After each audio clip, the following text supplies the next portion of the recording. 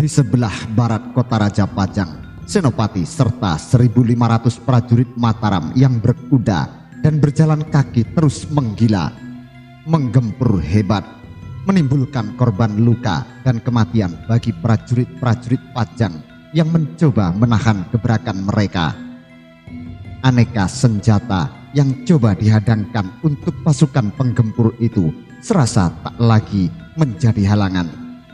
Senopati yang didampingi Mantri Surokerti berikut 1.500 pasukan pilihannya mampu menerjang hadangan itu dan memporak-porandakannya. Prajurit-prajurit penembak bedil atau senapan serta pemanah Pajang segera menghujani Senopati dengan lesatan peluru, juga anak-anak panah. Terperanjat tak terkira mereka mendapati peluru-peluru dan anak-anak panah mereka yang telak mengenai sekujur tubuh pemimpin Mataram itu, bagaikan membentur besi baja yang kokoh. Jangankan menggores kulit atau merobek pakaian Senopati, melukai kuda tunggangannya yang bernama Kiai Baratayuda saja tidak. Berjatuhan bagaikan daun kering yang rontok tertiup angin peluru-peluru serta anak-anak panah tersebut setelah menerpa tubuh Senopati beserta kuda tunggangannya. Para prajurit Pajang segera mahfum kalau Senopati memiliki ilmu kebal. Maka mereka mengganti peluru bedil dan anak-anak panah mereka dengan peluru emas, dan anak panah yang ujung mata panahnya terbuat dari emas murni guna menembus ilmu kebal Senopati. Kali ini belasan peluru emas serta puluhan anak-anak panah yang bermata emas itu melesat menyasar bagian-bagian vital dari Senopati. Namun kembali puluhan prajurit itu terkejut ketika peluru-peluru juga panah-panah emas mereka kembali rontok ketika menerpa tubuh putra angkat almarhum Sultan Hadiwijoyo tersebut. Ternyata peluru-peluru dan panah-panah emas tersebut tak mampu menembus sekujur tubuh Senopati. Sang penguasa negeri Mataram itu terus merangsek maju memimpin prajurit-prajuritnya bagai ombak raksasa yang ganas menyapu pasir-pasir lembut di pantai.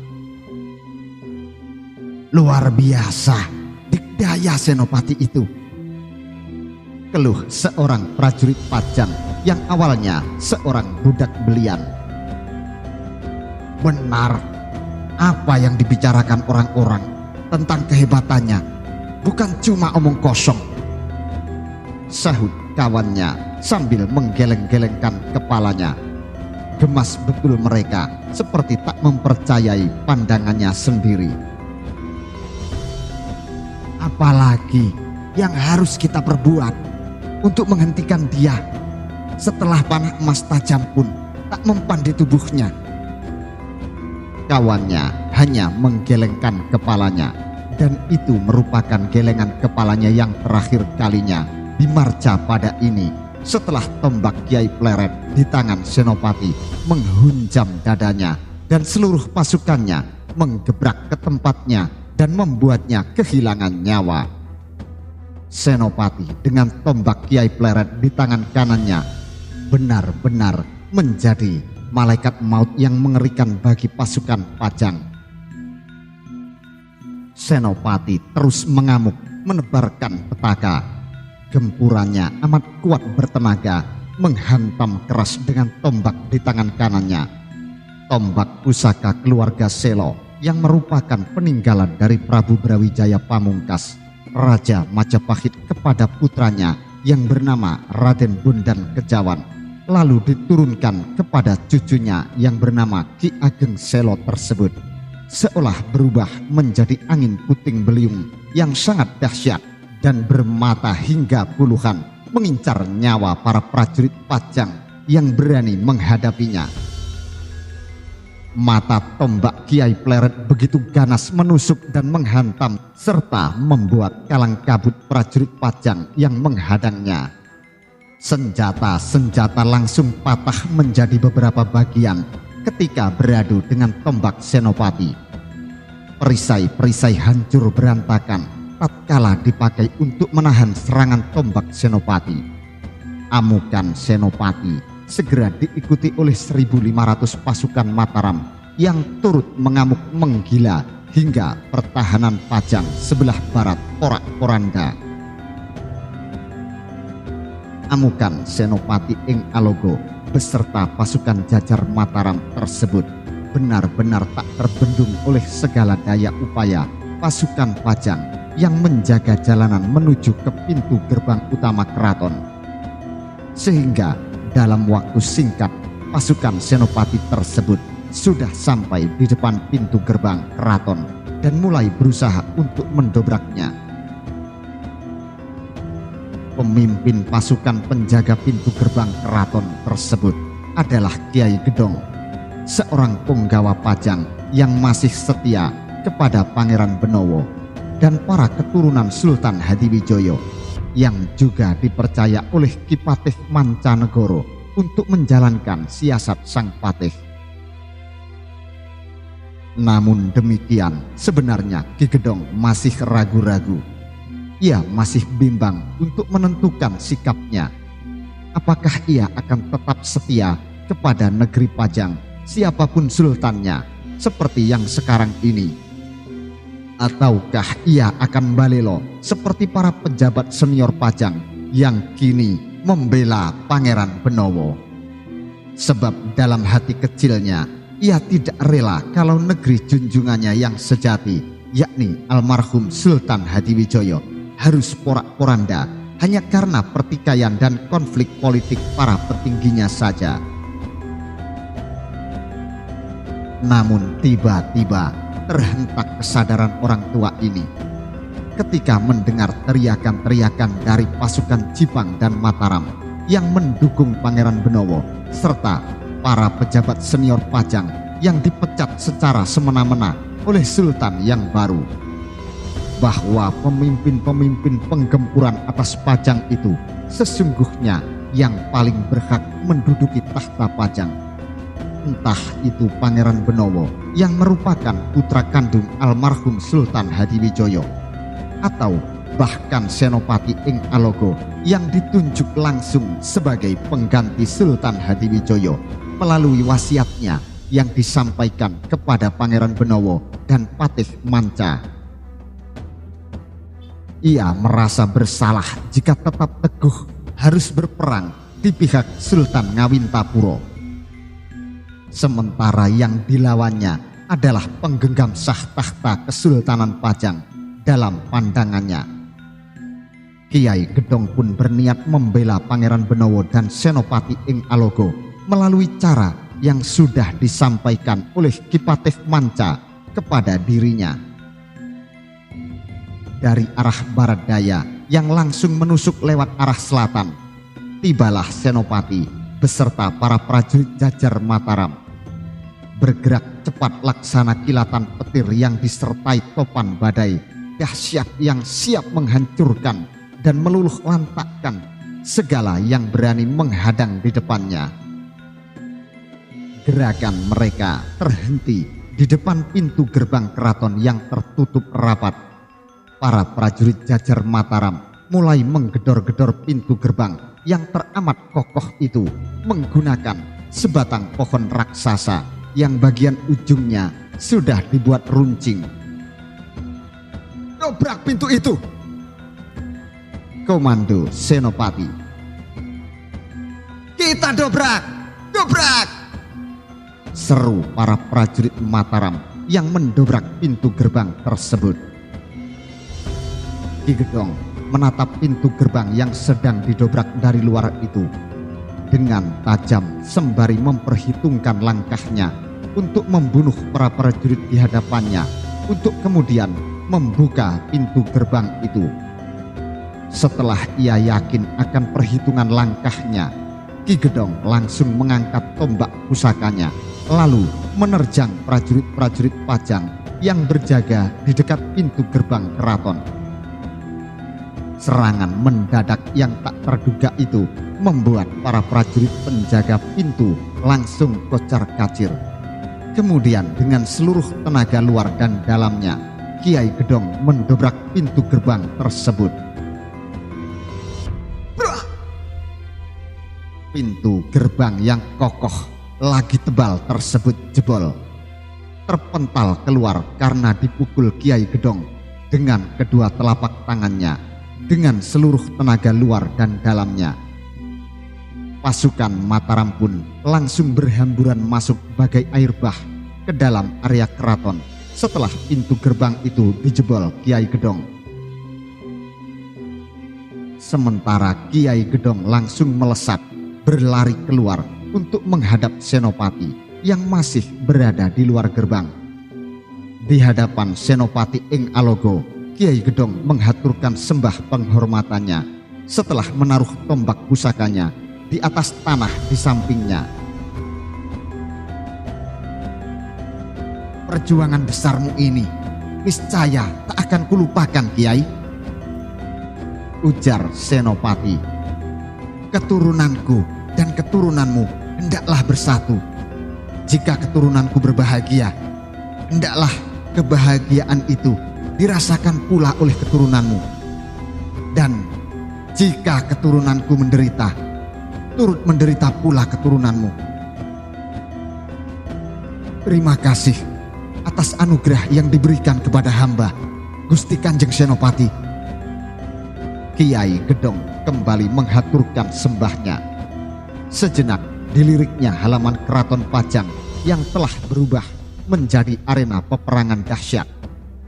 Lantas katanya setelah menghadapkan wajahnya ke arah Senopati, "Mohon perkenankan hamba menghaturkan kesetiaan kepada Paduka Kanjeng Senopati."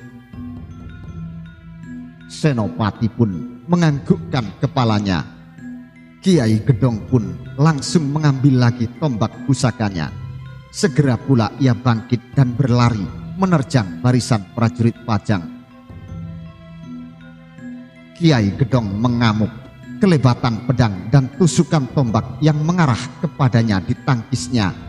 Kemudian ditusukkannya tombaknya pada tubuh-tubuh prajurit Pajang yang mengeroyoknya. 5 prajurit Pajang terluka dan 4 lainnya terbunuh karena amukan Kiai Gedong. Akan tetapi tak mampu pula ia pada akhirnya menghadapi keroyokan puluhan prajurit Pajang ketika tombak-tombak prajurit Pajang menembus tubuh Kiai Gedong dan sabetan-sabetan pedang dari berbagai arah tercurah melukai tubuh orang tua itu hingga Kiai Gedong rubuh dan meregang nyawa sebagai penggawa yang menyatakan kesetiaannya kepada Senopati Ing Alogo. Tak terkirakan bagaimana marahnya Panembahan Senopati Mataram melihat tewasnya Kiai Gedong. Segera dipacunya kuda tunggangannya dan mengamuklah ia dengan tombak Kiai Pleret di tangannya. Kontan saja barisan prajurit Pajang porak-poranda diterjangnya. Amatlah mengerikan amukan sang penguasa negeri Mataram ini. Tombak Kiai Pleret bagaikan bermata ketika menghujam dan menusuk hingga tak terhitung jumlah prajurit Pajang yang kehilangan nyawanya akibat amukan Senopati. Hingga akhirnya para prajurit Pajang yang tersisa berlarian menghindari amukan sang Senopati dari Mataram tersebut. Melihat pasukan Pajang yang semakin kocar-kacir, Senopati pun berteriak dengan tenaga dalamnya sehingga suaranya terdengar lantang di seantero keraton Pajang. "Hoi, seluruh pasukan Pajang sudah dikalahkan oleh pasukan Mataram dan Jipang. Sekarang apa yang kalian andalkan? Aku tahu sebagian besar dari kalian adalah budak-budak belian. Kalian akan aku merdekakan, bahkan akan aku muliakan kalau kalian mau menyerah. Jangan berbuat bodoh dengan mengorbankan nyawa kalian untuk junjungan kalian, yang akan kalah dan perang yang tak dapat kalian menangkan, tambah Senopati. Rupanya teriakan ini sangat berpengaruh. Para pasukan Pajang yang berasal dari budak belian itu langsung menyerah dengan menjatuhkan senjata dan perisai mereka ke atas tanah. Sekarang hanya tinggal pasukan Pajang yang berasal dari Demaklah yang masih berani mempertaruhkan nyawa mereka untuk menghadang laju Senopati dan seluruh pasukan Mataram. Alangkah geramnya Sultan Pajang mendengar teriakan Senopati, apalagi ketika melihat para prajuritnya semakin kocar-kacir, bahkan banyak yang berlari mundur karena tak berani menghadapi amukan Senopati ing Alogo. Maka dengan seluruh kemarahannya ia hendak menantang Senopati untuk berduel 1 lawan 1. Wajah sang sultan langsung merah padam. Ia tak dapat menerima kekalahan prajuritnya. Namun ia tak sudi untuk menyerah begitu saja. Ia memilih untuk mengorbankan dirinya sekaligus seluruh prajuritnya yang masih setia hanya berdasarkan hawa nafsu dan egonya saja, sehingga ia mengambil keputusan konyol tersebut. Ambilkan tombak dan kudaku, perintah Sultan Pajang menggelegar kepada para prajurit jajar Pajang yang berada di sampingnya. 2 orang prajurit jajar Pajang pun segera berlari untuk mengambil tombak pusaka Kiai Petoko Bumi, lalu memberikannya kepada Sultan Pajang, sedangkan 1 lainnya berlari memanggilkan kuda tunggangan Sultan. Setelah tombak pusaka dari Kadipaten Demak itu berada di tangannya, Sultan langsung menggenjotkan kakinya untuk melompat, melesat untuk naik ke atas kudanya yang telah sampai di depan bangsal balai penghadapan. Begitu ia sudah berada di atas punggung kudanya, Sultan Pajang pun langsung memacunya menuju ke halaman keraton, di mana Senopati sedang mengamuk mengobrak-abrik pasukan Pajang yang masih tersisa dan belum menyerah. Senopati pun menghentikan amukannya ketika sang sultan datang ke hadapannya dengan menaiki kuda tunggangannya dan tombak pusaka di tangan kanannya. Untuk beberapa saat kedua pemimpin dari 2 kubu yang sedang saling bertikai itu saling beradu tatap dengan tajam. Sampai akhirnya Sultan Ngawantipuro menyeringai sinis kepada Senopati. Kakang Senopati, ada dosa apakah negeri Pajang kepada negerimu? Kenapa Kakang membawa prajurit seolah negeri Pajang adalah negeri bawahan yang memberontak? Ini masalah hutang budi Adi Sultan. Aku berhutang budi kepada Romo Sultan Hadiwijoyo dan ahli warisnya. Adi Benowo meminta bantuanku untuk menekan pihak yang memperlakukannya dengan semena-mena dan tidak adil. Apapun yang terjadi, aku akan membantu Adi Benowo, jawab Senopati dengan tegas. Kembali Sultan menyeringai sinis setelah mendengar jawaban dari Senopati tersebut. Itu urusan Kanda dengan Adi Benowo. Tapi Mataram sebagai sebuah negeri harusnya bisa menghormati kedaulatan negeri lain. Ada tata cara yang lazim untuk berperang atau berdamai. Kakang, seingat saya Mataram sedang dalam keadaan berdamai dengan Pajang setelah mengambil nyaris seluruh pasukan utama Pajang dengan serakahnya. Kalaupun Mataram ingin berperang dengan Pajang, nyatakan perang terlebih dahulu agar kami siap berperang. Jangan bertindak pengecut dengan sekonyong-konyong menyerbu kami. Panas telinga Senopati mendengar ucapan Sultan Pajang yang berbelit-belit sekaligus menyindir tersebut. Merah padam wajahnya karena menahan amarahnya. Sultan Pajang merasa senang hatinya karena melihat ucapannya telah berhasil memancing amarah Senopati. Ia pun kembali berucap, "Meskipun aku tak pernah mengerti apa alasan orang Mataram mengajak kami untuk berperang. Apakah itu karena sengaja ingin mencaplok negeri Pajang dan seluruh wilayahnya? Dinda Sultan telah berbuat semena-mena terhadap semua keturunan dan abdi setia Romo Sultan Hadiwijoyo. Hanya itu alasan kami menggempur Pajang, bukan demi tujuan nista seperti yang Adi Sultan katakan," jawab Senopati dengan masih menahan amarah yang mulai bergejolak di dadanya. "Siapa yang lebih tahu persoalan dalam negeri orang?" ejek Sultan Ngawintapuro. "Kenapa tiba-tiba Kakang Senopati seolah paling waskito dan mewakili Gusti Allah untuk mengadili aku dan negeri Pajang? Dosa apa kami?" Senopati masih berusaha untuk menahan amarah di dadanya mendapati ejekan dari Sultan Pajang tersebut. "Pokoknya siapapun yang menyakiti Adi Benowo akan berhadapan dengan saya, apapun alasannya."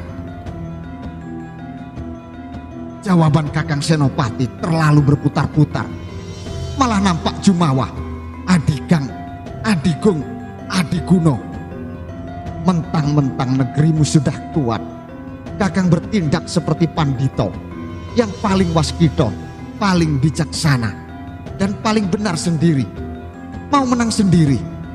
Semua ucapan dan tindakan Kakang tidak mencerminkan ucapan dan sikap seorang pemimpin. Sangat berbeda jauh dengan cara bertindak dan berucap almarhum Romo Sultan Hadiwijoyo. Pasti tindakan dan ucapan Kakang yang sekarang bukanlah ajaran dari Romo Sultan Hadiwijoyo." Kembali Sultan Pajang mengejek sekaligus memancing amarah Senopati.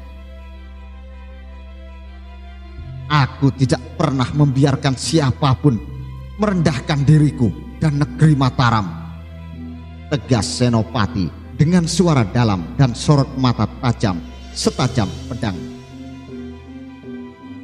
"Sebagai seorang panembahan, watak Kakang lebih rendah daripada yang orang kira," sahut Sultan Pajang. "Adi Sultan, ludah hinaanmu sudah membasahi sekujur tubuhku. Sekarang mari kita lihat siapa yang lebih patut dihinakan," geram Senopati. Sultan tersenyum lebar. Memang inilah yang ia harapkan, menantang sekaligus memancing amarah Senopati dengan mengejeknya habis-habisan. "Di tanganmu ada tombak pusaka petoko bumi. Mari kita selesaikan seperti yang lazim dilakukan oleh kesatria sejati," tantang Senopati. "Akhirnya watak asli orang dusun dari Selo mulai muncul, Kakang Senopati. Serakah. Sudah lama Kakang ingin menguasai Pajang, tapi tak punya alasan yang tepat," ejek Sultan. "Kau terlalu banyak bicara, macam anak gadis yang sedang datang bulan, Sultan. Ayo kita selesaikan dengan cara para kesatria sejati, bukan dengan cara celotehan kucing yang sedang birahi," balas ejek Senopati sambil mengangkat tombak pusaka Kiai Pleretnya. Sultan Pajang pun mengangkat lalu mengacungkan tombak Kiai Petoko Buminya yang terkenal memiliki tuah yang luar biasa tersebut. "Majulah!" bentaknya seraya memacu kudanya dengan cepat ke muka dengan mata tombak Kiai Petoko Bumi teracung ke depan mengarah jantung Senopati. Senopati dapat melihat dari pancarannya kalau tombak di tangan Sultan Pajang tersebut bukan tombak sembarangan, melainkan tombak sakti. Tapi tak sedikit pun ia gentar. Ia pun menghentakkan kudanya dan mengacungkan tombak Kiai Pleretnya ke muka.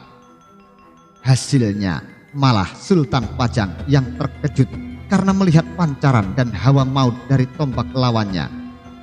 Hatinya bergetar mendapati hawa maut dari tombak Senopati. Perang tanding di antara kedua pemimpin yang berbeda pihak tersebut terjadilah. Pertarungan di antara kedua pemimpin prajurit itu berjalan amat seru. Keduanya saling mengeluarkan kemampuan terbaiknya untuk saling menjatuhkan. Namun alangkah terkejutnya Sultan Pajang ketika pada suatu ketika terjadi bentrokan tenaga dalam di antara mereka. Ternyata tenaga dalam lawannya itu sungguh hebat, mungkin beberapa tingkat di atas dirinya. Maka ia pun berusaha sebisa mungkin untuk menghindari bentrokan tenaga dalam dengannya lagi.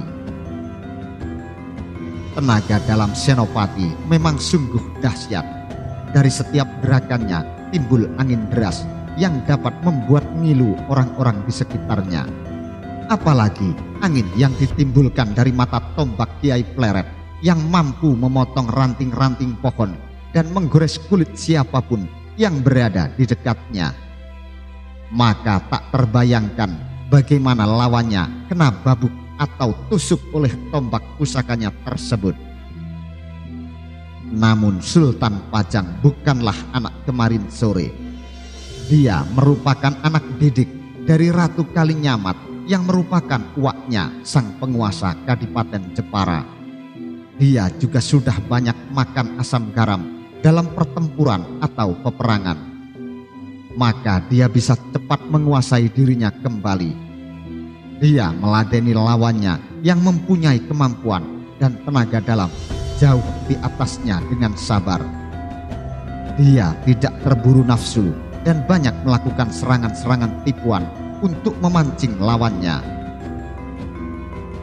Sayangnya taktik sang Sultan Pajang tersebut tidak membuahkan hasil karena lawannya kali ini adalah Senopati yang telah digembleng dengan berbagai ilmu kesaktian oleh almarhum ayah angkat sekaligus gurunya Sultan Hadiwijoyo yang dahulu berjuluk Joko Tingkir. Dia juga sudah mempunyai banyak pengalaman dalam pertarungan maupun peperangan. Dari mulai ketika melawan Haryo Penangsang menaklukkan negeri-negeri kecil di Bangwetan, sampai terakhir ketika menghadapi negeri Pajang di Prambanan. Otak cerdas Senopati segera bekerja untuk dapat menyelesaikan pertarungan ini dengan lebih cepat. Sementara itu di alun-alun kota Raja Pajang, pasukan gabungan Pangeran Benowo, Ki Juru Mertani, dan Tumenggung Surodipo terus menekan pasukan Pajang sampai mereka mundur terus ke arah keraton. Namun mereka tak bisa terus mundur karena di sana pasukan Mataram di bawah pimpinan Senopati sudah menanti di mulut gerbang keraton untuk menyambut mereka. Pangeran Benowo bisa melihat kebingungan dan ketakutan para prajurit Pajang. Saat itulah Tumenggung Surodipo datang menghampirinya dengan menyeret Tumenggung Wardoyo yang merupakan salah satu panglima perang Pajang kepada Pangeran Benowo. Bersamaan dengan itu Ki Juru Mertani pun menghampirinya dan menganggukkan kepalanya sambil tersenyum. Pangeran Benowo lalu mengacungkan pedangnya ke leher Tumenggung Wardoyo dan berkata dengan nada ancaman, "Kamu akan aku ampuni kalau kamu menyerah."